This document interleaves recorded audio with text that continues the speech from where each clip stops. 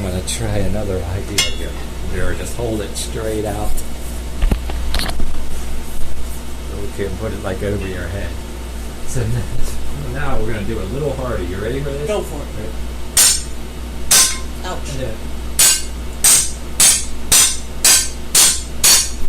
See, you're not cringing anymore. See? So hopefully the people at home excuse me.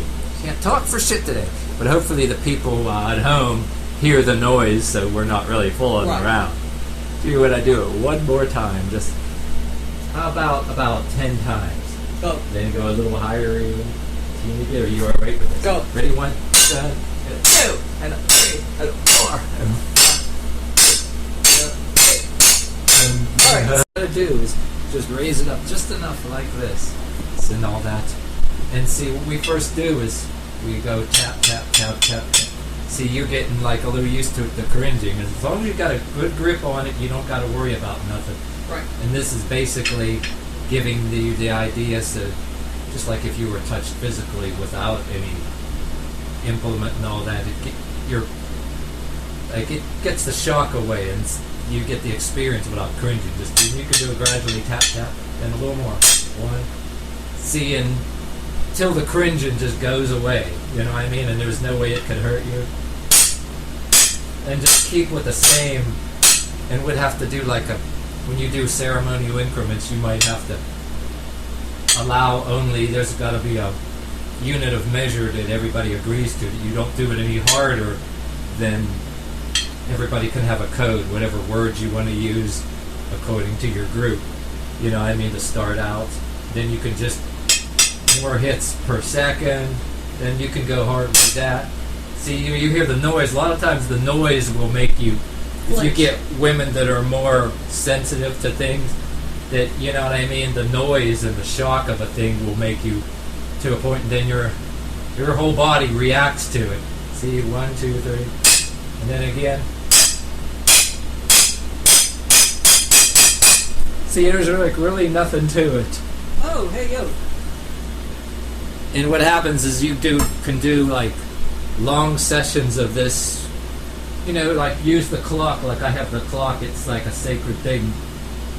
When you do ceremonial increments, it can be how many or how long you're doing it, for minutes, a duration of a song you're using if you play your own song, or if you play drums in your background or whatever instrument you use. You can use the drums, the tambourines, or whatever items you use as your, like saying after a while, you can start moving around in circles. Don't just sit there and you're rotating each other. Let's see if we got the audio okay in this, because I don't know, we never did a conversation where the audio is, I hope the audio comes in. Let's see. Oh, there's Daisy. Okay. Yeah, the cat. Yeah, there's another thing you might want to say too. You put it up like again, like for a minute, and then you do just keep pushing. You know what I mean? And you feel that like, my only danger is if I accidentally slide like this. Yeah. So some of your people, so you have to, don't do it radically, you know what I mean? Oh, Daisy wants to join in. But you do a bunch of pushing, and you do that. And then if we do this in groups, you have to remember, like, tell them to not do routingly. There has to be a discipline to it. It's the amount of pushes and the amount of hits, and allowing for first people, don't anybody do this. Right. So there's plenty of room here, and they're paying attention and aiming when they're hitting. And then the pushing. Or you could even hold it like this, and then push. You go up like, hold it over your shoulder like that, and then like, see how's that weight so far? Very good. Because then like, everybody almost got to start out small, because there are women different that start out different. Maybe they got different weaknesses and things.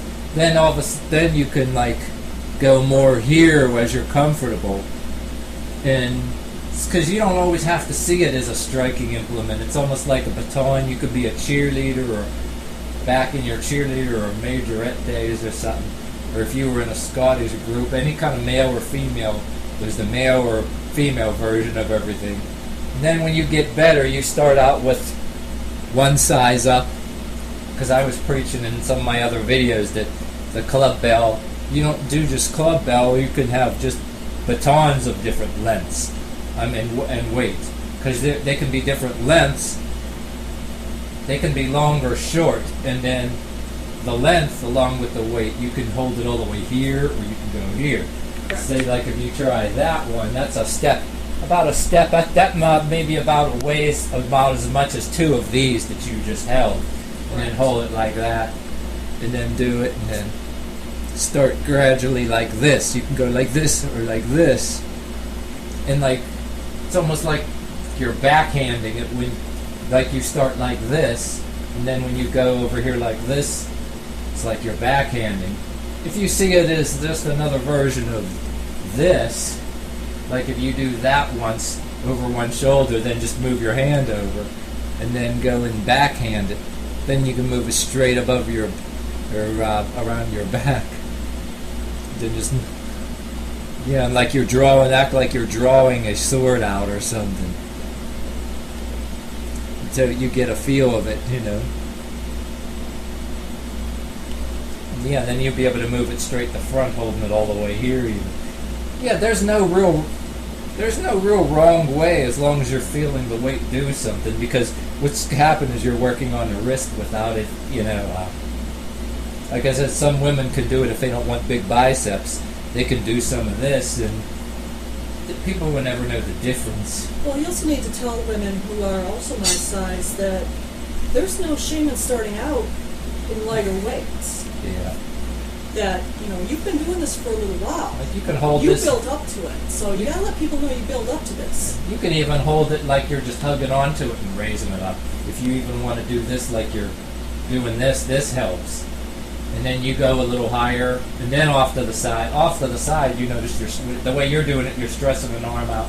And then you can go up, weight over your head, and bring it straight up over your head, and spin it, and just keep going like that. And then you're working with the wrist. Then if you want to gradually venture into moving your hand over this way, then that's when it'll... This is actually a longer version of the item here, but that probably weighs a little bit more than that. Yeah, I think this one's going to be a little bit heavy for you. Let's see. Yeah. Yeah, start out over your head and then start... Because you notice that'll feel twice as heavy, even if you do the little one. The little one will feel twice as heavy when you start using it more like a club. Yes. Because you're distributing it on your wrist. That's why a lot of people, they buy a club bell at the weightlifting store. You know, they should have more batons, batons of different weights, because there are women out there that are surprisingly like real weak. You know, I think my sister years ago had a friend that she couldn't even pick up like a simple like weightlifting bar with nothing on it. There were people that start out real weak. You know, people are different. But this is where your program comes in very handy. Yeah. And then like say this, even though you have to use this one like I do. If you pick it up like that.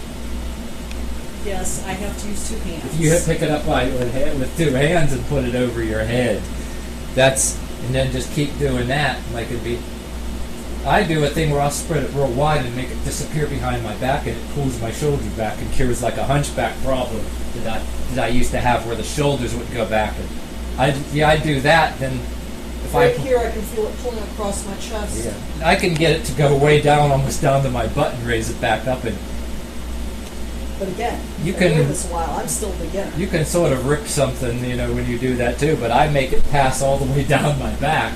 And what happens? You got to be careful you don't accidentally drop it out of your hand. And well, your toes are on that side, but it'll just make a lot of noise on your floor. But